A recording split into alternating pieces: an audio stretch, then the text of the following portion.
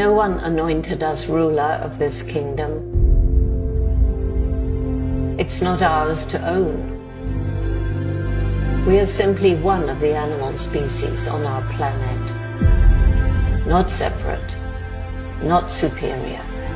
We hold in our hands a responsibility to preserve harmony in the natural world,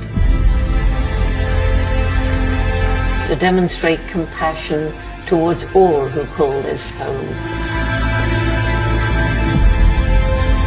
So many living creatures have feelings, know loss, suffer pain. We must understand the mutual dependence between humans and animals.